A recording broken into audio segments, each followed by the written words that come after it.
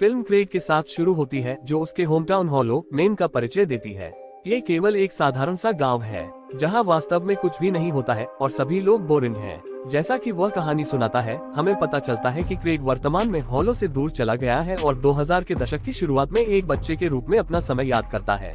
वह अपने home town में हुए अजीब अनुभवों के बारे में भी बात करता है। फिल्म फिर उस समय में वापस आ जाती है जहां ये पता चलता है कि क्रेग ने अपनी मां को खो दिया था जब वह एक छोटा लड़का था। वह अभी भी इसके लिए खुद को दोषी मानता है, हालांकि मौत का कारण नहीं बताया गया है। इसके बाद हमारा परिचय एक अरबपति और हॉलो के सबसे अमीर आदमी मिस्टर हैरिगन से होता है। एक धर्मनिष्ठ ईसाई होने के नाते वह नियमित रूप से चर्च जाते हैं और भगवान से प्रार्थना करते हैं। एक दिन जब वह क्रेग को एक कहानी सुनाते हुए देखता है तो वह बहुत प्रभावित होता है। इसलिए उसी शाम मिस्टर हैरिगन एक ऑफर के साथ क्रेग के स्थान पर जाते हैं। वह चाहता है कि लड़का उसे हर तरह की किताबें पढ़कर सुनाए, क्योंकि वह अपनी आंखों की रोशनी खो रहा है। बदले में क्रेग को उसकी सेवा के लिए प्रति घंटे $5 का भुगतान किया जाएगा। बिना किसी हिचकिचाहट के वह तुरंत मान जाता है। सेवा के पहले दिन अरबपति के बड़े विला को देखकर क्रेग हैरान रह गया, लेकिन 50 से अधिक कमरे होने के बावजूद केवल 2 और एक माली और एक नौकरानी वहां रहते हैं। थोड़ी देर के बाद क्रेग बूढ़े आदमी को ग्रीट करता है और उसे एक किताब पढ़कर सुनाता है। वह सप्ताह में 3 बार ऐसा करना जारी रखता है। बूढ़ा आदमी क्रेग को बोनस के रूप में कुछ लॉटरी टिकट भी देता है। हालांकि क्रेग शुरू में पैसे के लिए इस काम को करने के लिए तैयार हो गया था, लेकिन अगले 5 वर्षों में वह मिस्टर हैरिगन के साथ एक मजबूत और देखभाल करने वाला रिलेशनशिप बना लेता है। अरबपति को व्यक्तिगत रूप से जानने के बाद क्रेग को ये जानने में भी रुचि है कि वह वास्तव में कौन है। इसलिए एक दिन वह एक इंटरनेट कैफे में जाता है और मिस्टर हैरिगन को ढूंढता है। ये पता चला है कि बूढ़ा व्यक्ति एक बिजनेसमैन हुआ करता था, जिसके खिलाफ वकस का मजबूत इरादों वाले स्वभाव के बारे में शिकायत करने का रिकॉर्ड था। आश्चर्यजनक रूप से उनमें से कुछ उसकी क्रूरता से इतने तंग आ गए कि उन्होंने आत्महत्या भी कर ली। हालांकि क्रेग को इससे कोई फर्क नहीं पड़ता है और वह उसके लिए किताबें और नॉवेल्स पढ़ना जारी रखता है। फिल्म फिर कुछ और वर्षों आगे जाती है और अब क्रेग एक जवान लड़का बन गया है। वह शहर के बाहर एक पॉपुलर इंस्टीट्यूट में हाई स्कूल में जाने लगता है। दुर्भाग्य से क्रेग मुश्किल में पड़ जाता है जब वह स्कूल के पहले ही दिन केनी नाम के एक बिगड़े लड़के से टकरा जाता है। लंच ब्रेक के दौरान केनी क्रेग के पास जाता है और उसे अपने जूते पॉलिश करने के लिए कहता है। जब वह मना करता है तो केनी उस पर कुछ ज्यादा ही कठोर हो जाता है। शुक्र है इससे पहले की बात आगे बढ़े, साइंस की टीचर मिस हॉट आ जाती हैं। बाद में उस सप्ताह क्रेग ने मिस्टर हैरिगन से घटना के बारे में बात की। बूढ़ा उसे सलाह देता है कि उसे हमेशा धमकियों से सख्ती से पेश आना चाहिए, चाहे वह स्कूल में हो या बिजनेस में, जैसा कि उसने खुद किया था। नए स्कूल में घुल मिल जाने के बाद क्रेग स्मार्टफोन के इम्पोर्टेंस को महसूस करता है। हाई स्कूल कैफेटेरिया, जहां सभी शांत और अमीर बच्चे मिलते हैं, स्टूडेंट्स द्वारा लिए जाने वाले फोन के प्रकार से बनता होता है। उदाहरण के लिए आईफोन्स वाले समूह को सबसे कूल माना जाता है।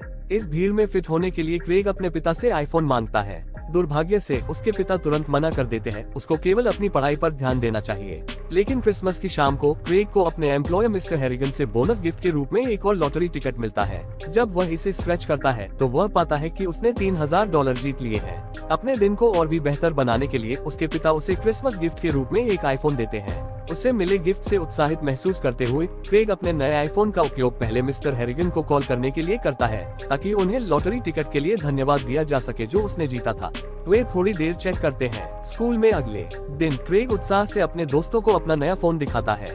फिर वह कूल किड्स में शामिल होने के लिए कैफेटेरिया जाता है, जहां उसकी क्रश जेनिफर बैठी है। इसके बाद एक वॉइस ओवर में क्रेग ने बताया कि उसको महसूस होता है कि उसका पुराना कर्मचारी उसके बिना अकेला और असहाय है, और वह भी शायद मिस्टर हैरिगन के साथ समय बिताते हुए अच्छा महसूस करता है। इन्हीं सब भावनाओं के चलते उसने उस बूढ़े आदमी को अपने जैसा आईफोन देने का फैसला किया। न सिर्फ उसे नई टेक्नोलॉजी से मिलाया, बल्कि इसलिए भी कि वे कहीं से भी एक दूसरे के संपर्क में रह सकें।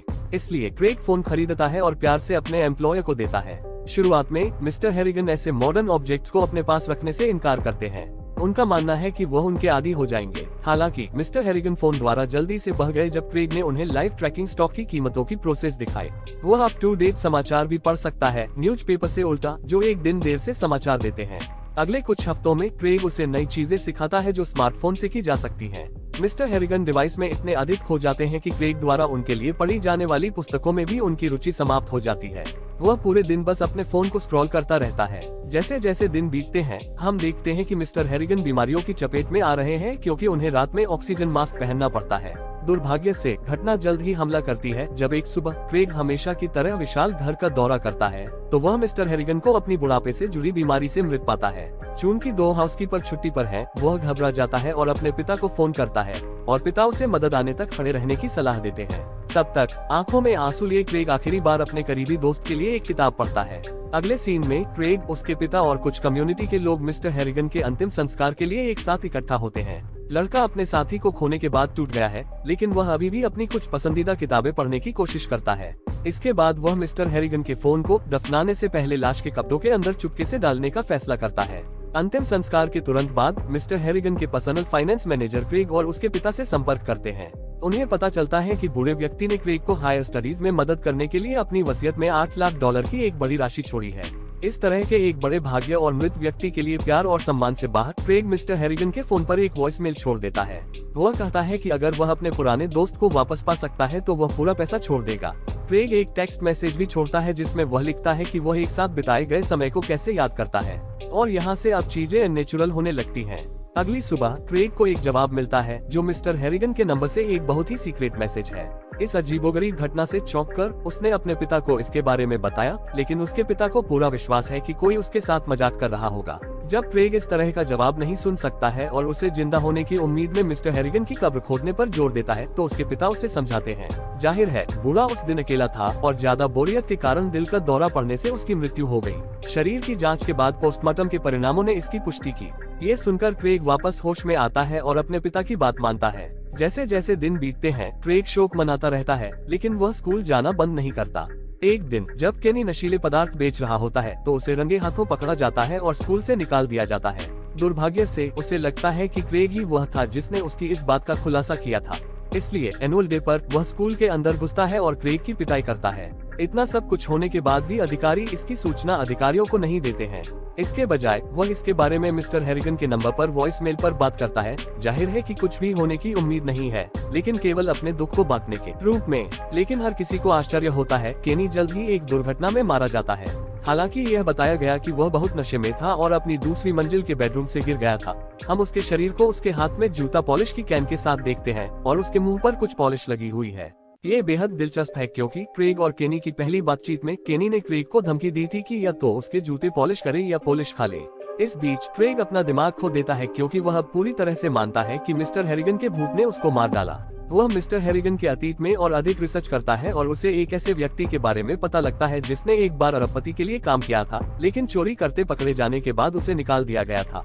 कुछ दिनों बाद यह आदमी भी मृत पाया गया, ठीक वैसे ही जैसे कई अन्य कर्मचारी थे जिन्होंने मिस्टर हैरिगन के लिए वर्षों तक काम किया था। क्रेग हैरान है क्योंकि उसका मानना है कि उसका करीबी दोस्त ईवल था।